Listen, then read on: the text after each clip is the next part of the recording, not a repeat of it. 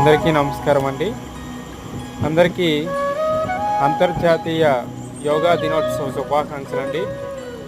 ఈరోజు మన స్టడీ సెంటర్లో విద్యార్థులచే కొన్ని యోగాసనాలు చేయించడం జరిగింది. Thank you friends, thank you. అందరూ మన ఛానల్ దయచేసి సబ్స్క్రైబ్ చేసుకోండి ఫ్రెండ్స్. Thank you.